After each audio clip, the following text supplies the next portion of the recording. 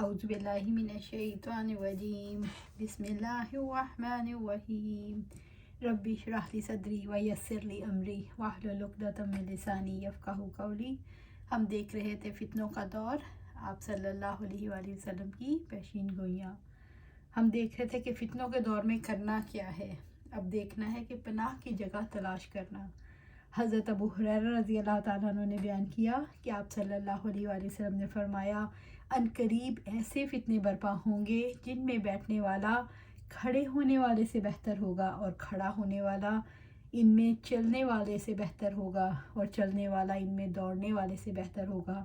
جو دور سے ان کی طرف جھانک کر بھی دیکھے گا تو ان کو بھی سمیٹ لیں گے۔ اس وقت جس کسی کو کوئی پناہ کی جگہ مل جائے یا بچاؤ کا مقام مل سکے وہ اس میں چلا جائے۔ جنگل میں جا رہنا چاہیے۔ حضرت سلمہ بن الاکوع رضی اللہ تعالیٰ عنہ نے بیان کیا کہ وہ حجاج کے یہاں گئے تو اس نے کہا، کیا ابن الاکوع تم گاؤں میں رہنے لگے ہو؟ کیا الٹے پاؤں پھر گئے؟ کہا نہیں، بلکہ رسول اللہ صلی اللہ علیہ وسلم نے مجھے جنگل میں رہنے کی اجازت دی تھی۔ اور یزید بن ابی عبید سے روایت ہے، انہوں نے کہا، جب حضرت عثمان بن عفان رضی اللہ تعالیٰ عنہ شہید کیے گئے تو سلمہ بن الاکوع رضی اللہ تعالیٰ عنہ ربضہ چلے گئے اور وہاں ایک عورت سے شادی کر لی، اور وہاں ان کے بچے بھی پیدا ہوئے۔ وہ برابر وہیں رہے یہاں تک کہ وفات سے چند دن پہلے مدینے آ گئے تھے۔ پہاڑ کی چوٹیوں اور بارش برسنے کی جگہوں پر چلے جانا چاہیے۔ حضرت ابو سعید خدری رضی اللہ تعالیٰ عنہ نے بیان کیا کہ آپ صلی اللہ علیہ وآلہ وسلم نے فرمایا، وہ وقت قریب ہے کہ مسلمان کا بہترین مال وہ بکریاں ہوں گی جنہیں وہ لے کر پہاڑ کی چوٹیوں اور بارش برسنے کی جگہوں پر چلا جائے گا۔ وہ فتنوں سے اپنے دین کی حفاظت کے لیے وہاں بھاگ کر آ جائے گا۔ عبادت کرنی چاہیے۔ حضرت معقل بن جسار رضی اللہ تعالیٰ عنہ سے روایت ہے کہ آپ صلی اللہ علیہ وآلہ وسلم نے فرمایا، فساد کے زمانے میں عبادت کرنا میری طرف ہجرت کرنے کے برابر ہے۔ حضرت مولا بن زیاد نے اس حدیث کو معاویہ بن قرطہ کی طرف لوٹایا، انہوں نے اس کو معقل بن جسار رضی اللہ تعالیٰ عنہ کی طرف لوٹایا، انہوں نے نبی صلی اللہ علیہ وسلم کی طرف لوٹایا۔ آپ صلی اللہ علیہ وسلم نے فرمایا، قتل و غارت کے فتنہ میں عبادت ایسے ہے جیسا کہ میری طرف ہجرت کرنا۔ حضرت ابو ہریرہ رضی اللہ تعالیٰ عنہ سے روایت ہے کہ آپ صلی اللہ علیہ وآلہ وسلم نے فرمایا، بہتر اس آدمی کی ہے جو اپنے گھوڑے کی باگ تھامے ہوئے ہے، اللہ کی راہ میں اور اس کی پیٹھ پر اڑتا ہے۔ جب دشمن کی آواز سنتا ہے یا مقابلے کا وقت آتا ہے تو اس کی طرف جاتا ہے اور موت اور قتل کے در پہ ہے، پس جہاں ان دونوں کا موقع پاتا ہے اس طرف مستعدی سے روانہ ہوتا ہے۔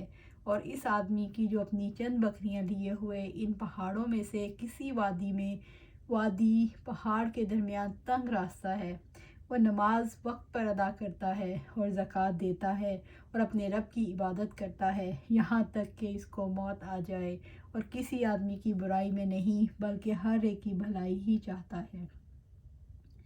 رسول اللہ صلی اللہ علیہ وآلہ وسلم نے پناہ مانگنی سکھائی کہ فتنوں سے کیسے پناہ مانگی جائے۔ حضرت انس رضی اللہ تعالیٰ عنہ سے روایت ہے کہ آپ صلی اللہ علیہ وسلم سے لوگوں نے سوالات کیے، آخر جب لوگ بار بار سوال کرنے لگے تو آپ صلی اللہ علیہ وسلم ممبر پر ایک دن چڑھے اور فرمایا، آج تم مجھ سے جو سوال بھی کرو گے میں تمہیں اس کا جواب دوں گا۔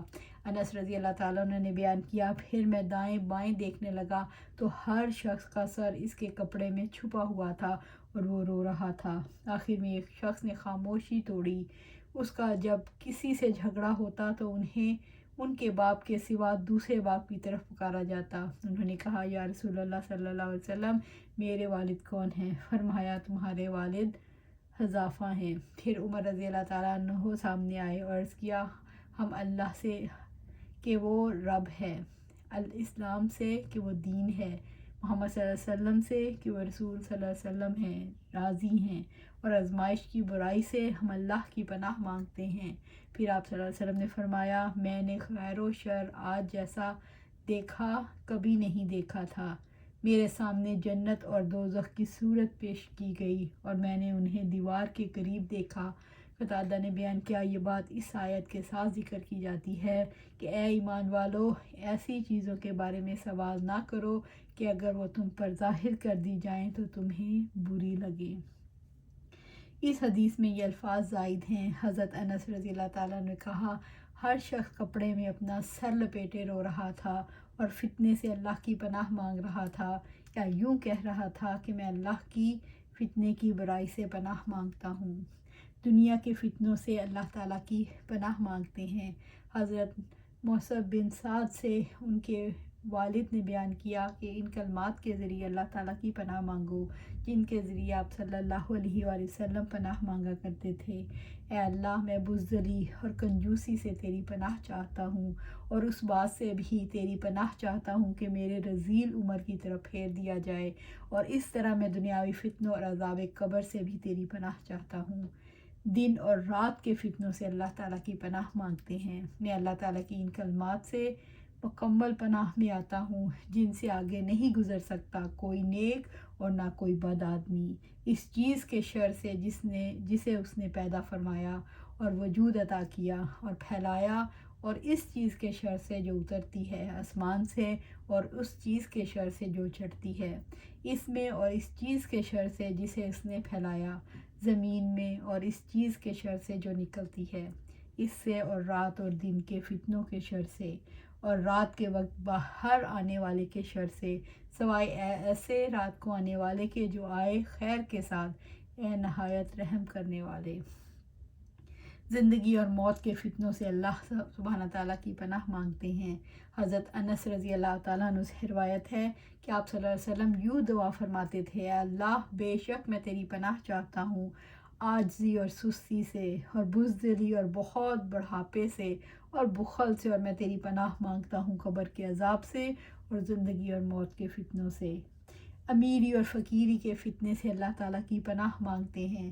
اللہ، میں آگ کے فتنے سے آپ کی پناہ مانگتا ہوں، اور آگ کے عذاب سے، اور قبر کے فتنے سے، اور قبر کے عذاب سے، اور امیری کے فتنے سے، اور فقیری کے فتنے سے، اور مسیح دجال کے فتنے سے تیری پناہ مانگتا ہوں۔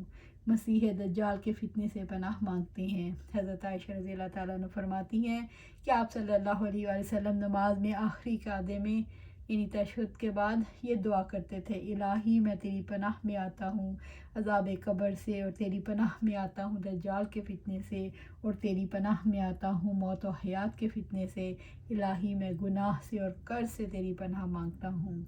حضرت ابو ہریرہ رضی اللہ تعالیٰ عنہ سے روایت ہے کہ آپ صلی اللہ علیہ وسلم نے فرمایا، تشہد میں 4 چیزوں سے اللہ تعالیٰ کی پناہ ضرور طلب کرو۔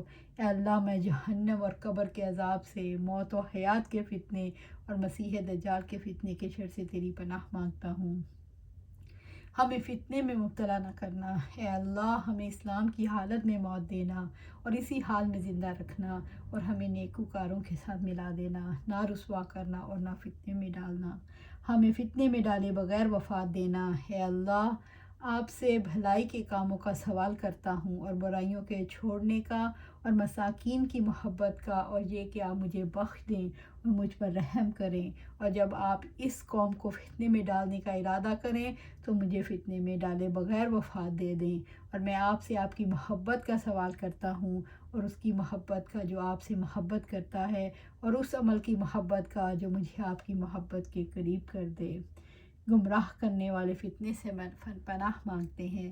اے اللہ، تو اپنے علم غیب کی برکت سے اور مخلوق پر اپنی قدرت کے ذریعے مجھے زندہ رکھ جب تک کہ تو جانتا ہے میرے لیے زندہ رہنا بہتر ہے، اور مجھے موت دے دے جب تو جانتا ہے میرے لیے مرنا بہتر ہے۔ اے اللہ، میں تو ظاہر اور باطن میں تیرا خوف چاہتا ہوں، غصے اور خوشی کے وقت حق بات کہنے کی توفیق چاہتا ہوں، اور تونگری اور محتاجی میں میانہ روی چاہتا ہوں، اور نہ ختم ہونے والی نعمت مانگتا ہوں، اور نہ قطع ہونے والی آنکھوں کی ٹھنڈک مانگتا ہوں، اور تقدیر کے فیصلے کے بعد اس پر راضی ہونے کا سوال کرتا ہوں، اور موت کے بعد اچھے عیش کا طالب ہوں، اور تیرے چہرہ انور کو دیکھنے کی لذت کا آرزو مند ہوں، اور تیری ملاقات کے شوق کا سوال کرتا ہوں، بغیر کسی ایسی تکلیف کے جو نقصان پہنچائے، اور بغیر کسی ایسے فتنے کے جو گمراہ کر کر دے۔ اے اللہ ہم کو ایمان کی زینت سے مزین کر دے اور ہم کو ہدایت یافتہ لوگوں کا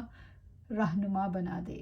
آمین یا رب العالمین۔ اللہ سبحانہ تعالیٰ سے دعا ہے کہ ہمیں اللہ سبحانہ تعالیٰ اس فتنوں کے دور میں جیسے آپ صلی اللہ علیہ وسلم نے فرمایا نیویگیٹ کرنے کی توفیق عطا فرمائے۔